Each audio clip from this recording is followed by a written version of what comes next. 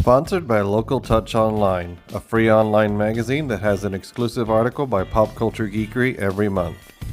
This episode is sponsored by Hill Country Comic-Con. Hill Country Comic-Con is here to promote fun, art, literacy, and imagination through pop culture and comics. It will be held April 4th and 5th at the New Braunfels Convention Center. Go to hillcountrycomiccon.com to get your tickets today. Hi, this is Sarah from Pop Culture Geekery. Today I am going to be showing you how to play Surviving the G.A.M.E, a survival deck building game. Surviving the G.A.M.E will be on Kickstarter starting January 16th, and we will link it into the description below for you. It will also be at PAX South in San Antonio from January 17th to 19th. When you start the game, you're going to pick a color. One of these 4 colors. It's up to 4 players in the game, and you also get to pick which gender you want to be. There are also dice that go with the colors, so each player will get a die to keep track of their health. This is what's in your starting deck of cards. So you have 3 cards called Unarmed Combat and 7 cards called Creds. First we have the Unarmed Combat card. It shows us how much damage it can do to an obstacle later in the game. And here we have Creds, which is the money of the game. So it will tell you both in the middle and in the corner that it is worth 10 Creds. To start off the game, you're going to draw 5 cards off the top of your deck, which are the cards that I just showed you a moment ago. Then these 5 cards will become your hand of cards that you will keep secret from everyone else. The first 5 turns are all about setting up your character, so there is a 5-turn countdown. And when the 5 turns are up, then you go into the game, which is when the battling begins. When you start the game, you're just a human. You have no character ID. So what you want to do in an early turn of the game is buy yourself a character ID. There are 3 types of character IDs. There's a soldier, a biogene, or a cyborg. Each of these character IDs has 3 cards that are 2-sided, so they have 6 unique images and 3 of each gender in those unique images. On your character ID, you will see your health, which tells you what to set your die for. It will tell you your ID, the cost to buy your ID card, the color code for your ID. When you enter the game later on, this is the number of obstacles you are allowed to encounter per turn. And then this is your character ID effects. It tells you special effects that your character card has, as well as bonuses you can get for playing a number of cards that match your character color during your turn. For the first card you play matching the color, you would get this effect. For the second card on your turn, this effect, and for the third card on your turn, this effect. So at the beginning of the game, these are all the cards I have available for purchase. These are cards to go in my deck. These are our character IDs we talked about. Once you buy a character ID though, that becomes your identity and you can't change your identity at all. You can only buy one of them. This was my beginning hand, if you remember. So I have 40 creds in my beginning hand. So for my first turn, I could buy biogene. Then I would become a biogene. That kind of goes off to the side, it always remains out. And then I could set my die to my 80 health, and all of my cards would go in my spent pile.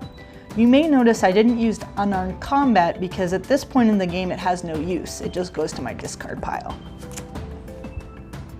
After everyone has taken their first turn, you're going to move down the 5 to show that the first round of training is over, and we have 4 rounds of training left until we go into the game to face obstacles. For my next turn, I'm going to draw my next 5 cards. You always draw 5 cards at the beginning of your turn. This is the rest of my deck in this case.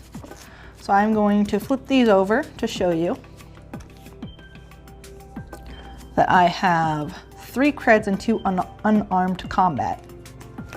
So the 3 creds, if you look closely at the biogene card, you can see that I get discounts on cards that match my color. I get a discount of 20.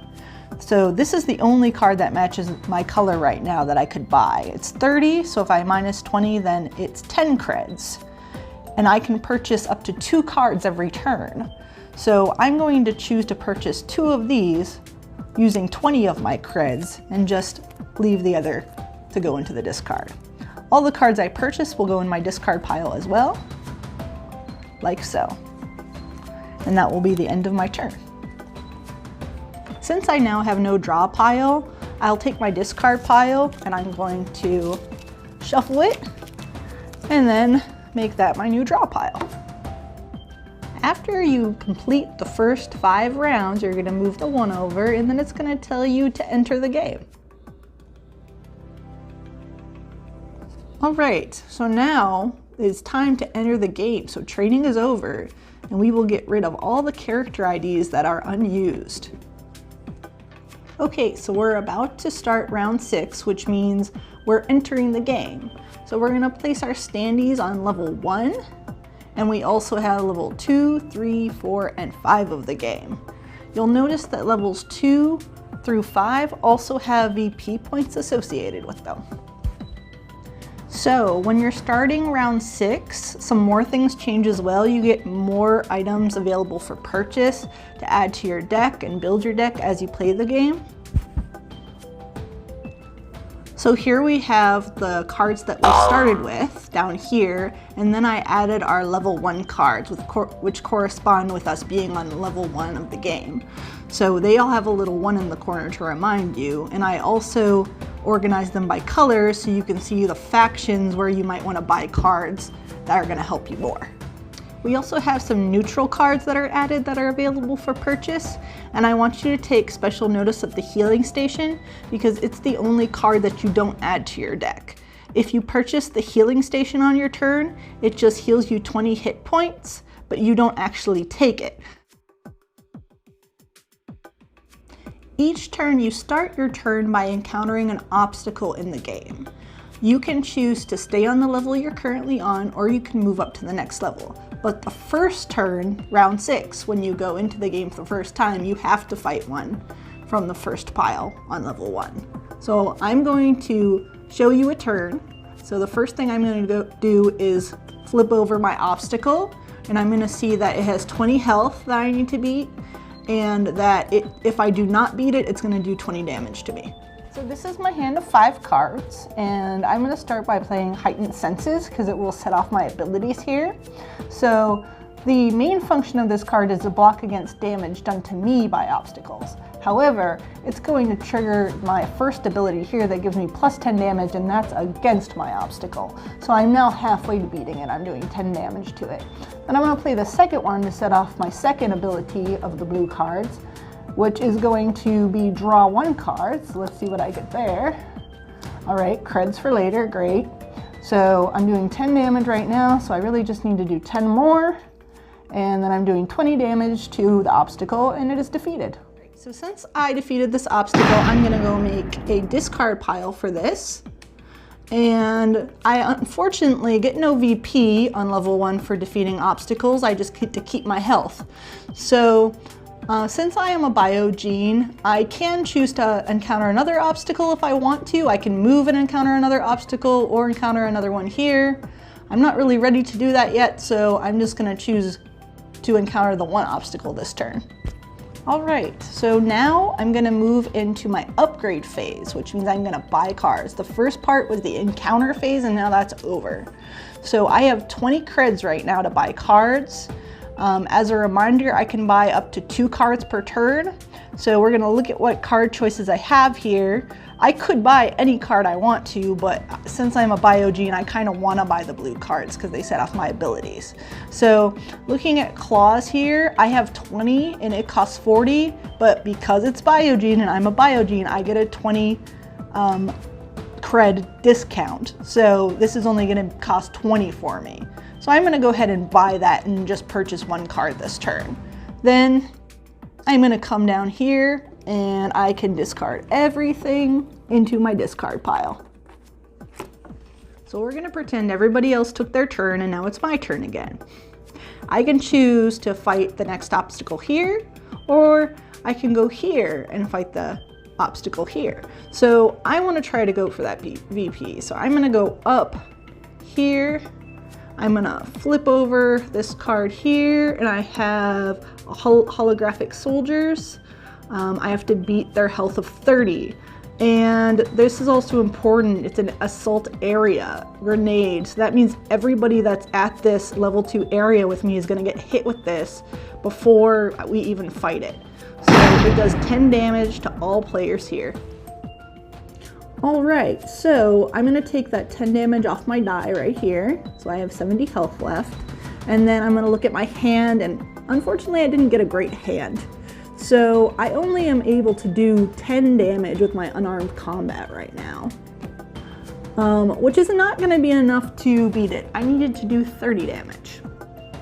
So because I'm unable to beat it, it's gonna stay here. I'm gonna take the 20 damage it does, and then it's gonna stay here face up. So either I have to fight it again my next turn, or if I get lucky, someone else will come take care of it for me so I don't have to.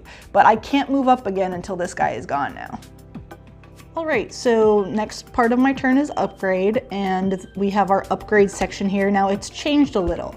So when you get to level 2, any player on level 2 is able to purchase the level 2 cards, which I made this row right here. It adds the last level 1 card, because there are 3 for each faction. And it also adds a pile of level 2 cards, which are randomized. So there are all different cards in these piles, unlike the other ones, and there's one of those for each faction. So again, when you are on level 2 or above, then you're able to purchase from this row now, as well as all of the previous rows. So you may remember these neutral cards from earlier. They're still available for purchase as well. Right now, I've gotten damaged and I'm at 50 health right now. So I'm gonna use Healing Station. I'm gonna pay 30 so that I get to heal 20 points. And I had 40 credits, so my extra 10 I'm just not gonna use this turn. All right, so it's my next turn. Lucky for me, when it was the red player's turn, they came and defeated those holographic soldiers for me, so now I'm allowed to move again. So at the beginning of my turn, I'm gonna choose to move up and encounter this obstacle. And I'm gonna flip it over, and it is a Biospore Grenade Launcher Drone. So this has 50 health. It'll do 20 to me if I fail to beat it. Now it also has a couple other things here. It has an assault that's gonna affect me. It's gonna make me discard all my biotech cards and gain an injury, which is not good for me since I'm a Biogene. And it also has splash damage, which means it's going to affect anybody else that's on the same level as me, but there's nobody else there. If there were, then it would make them discard a biotech card and gain an injury as well. All right, so one of the parts of that was that I had to take an injury card, and this basically just plugs up my deck. I have to put it in my discard pile, so it will be useless in the future, and it's also -1 victory point. And then it also made me discard all my biotech cards, so I have to take this one, put it in my discard pile. That's really gonna hurt me now, because now I have 2 unarmed combat cards. I can do 20 damage to it, which is not enough, because I need to do 50, so I am not going to be able to beat it. All right, so when I failed to beat the Biospore Grenade Launcher Drone, that does 20 damage to me, so I'm gonna go down to 50 now. Right there. So when one person reaches level 3, which I have now, that's gonna create another card choice for you. That big deck that has all the mixed cards for the level 2, you're gonna make an extra pile of those to choose from. So you remove 1 card up, then you flip over the next one. If there are doubles, then you can add them to the other pile. But now I'm gonna be able to see the top 2 cards of each of those faction piles. So I'm gonna do the same thing over here. All right, I've got 2 different ones. I'm gonna do the same thing over here. And I've got 2 different ones again. All right, so this is what our whole upgrade center looks like now. I have 20 creds, so with my discount, this is 20 creds, so I'm gonna go ahead and buy another clause and put that all in my discard pile. All right, here I've moved us a couple rounds into the future. So you'll see people have moved around some. I'm now on level 4. I'm gonna choose not to move up and encounter the card that is at the level I'm at right now, level 4. We have an assault drone, or assault drones, and they have 60 health and do 40 damage if I fail. They also have an assault area, so that means that's gonna happen first, and it's gonna do 30 damage to everyone in that area. So that means 30 damage to me and to the white color player. All right, so for my assault damage, I'm taking that 30. That's gonna put me down to 20 health, which is dangerous. And then this is my hand for this turn. I have to do a total of 60 damage to beat it. So I'm gonna start with my claws. I do 20 damage. Then for my bonus, I get a plus 10 damage, so 30 damage. I'm gonna play another blue card, which doesn't do anything on its own, but it does let me draw a card for my special ability over here. So I'm gonna draw a card, add that in. All right, I'm still at 30 damage. I'm gonna add this one. It's gonna give me a flat 50 damage. But I also set off my third special ability, so plus 10 damage gives me 60 damage, and I get to draw another card. All right, and we'll just put that one there. Really, I can stop there now because I'm doing 60 damage that I need to, which means I'm gonna defeat the assault drones. Okay, so I've defeated the assault drones. They're gonna go into a discard pile. I also get to get the VP associated with that pile. So I'm gonna get 50 VP points, and that's gonna go in my discard pile. All right, so I took that VP points. They are going into my discard pile. I'm gonna take all the cards I've used already and I'm gonna put them in my discard pile. Now, if you look at my character ID here, it says that I can do 2 obstacles per turn, which I haven't used up until this point, but I'm gonna show you how that works. Now, this is an extremely bad choice given the cards I have left, but I wanna show you level 5. So I'm gonna move to level 5 and encounter this for my second obstacle of my turn. Level 5 boss battle. All right, so what I got was a Widow, which does 40 damage if I do not beat it. It has 100 health. It's Alpha Cyborg, and it does an assault area of 20 damage, so therefore, anyone in my area, I'm going to take 20 damage going into it. All right, as you can see here, I clearly don't have enough to beat it. I've already used all of my abilities this turn, therefore I don't have enough to really do anything. I don't get to use my abilities anymore, it only goes up to 3. But it doesn't matter anyway because the assault area is going to do 20 damage and that's going to kill me. So I will have lost the game because I will have been eliminated now. Okay, so since I've been eliminated, I'm going to go ahead and remove my guy. I did want to talk to you about level 5 a little bit. Level 5 is unlike the other levels. If you beat a card on level 5, you take the 8 VP, but it's also an exit. So once you beat a card here, you actually exit the game altogether and you stay there until the game is over. There are 3 different criteria for ending the game. So this is criteria for ending the game number 1. Number 1 is everyone exits the game. So in this scenario, 3 players have exited. This player is going to beat this card.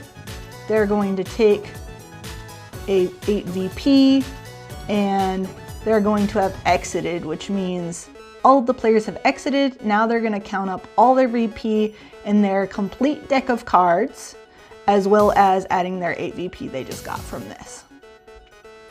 So in the first scenario we talked about, where we add all the VP together, the person with the most VP wins. Now in our second scenario we're going to talk about is the surviving scenario. So I've already died. Let's say that red dies and yellow dies and white is the only remaining player. White has automatically won because everyone else has not survived the game. And they are the sole survivor, thus the winner.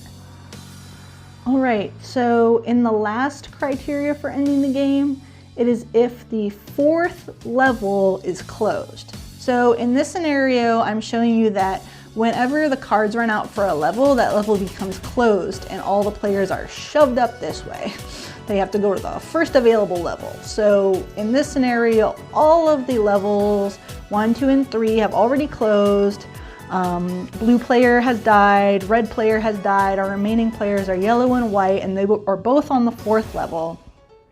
Now, the 4th level has run out of cards and it's become closed. Now, because the 4th level ran out of cards, it is now closed. We don't have to worry about level 5, the game just ends. So the game ends and both the remaining players count their VP points. Between the surviving players, whoever has the most VP wins. All right, so thank you for joining me for this how to play. We're gonna go see some of these rules in action now.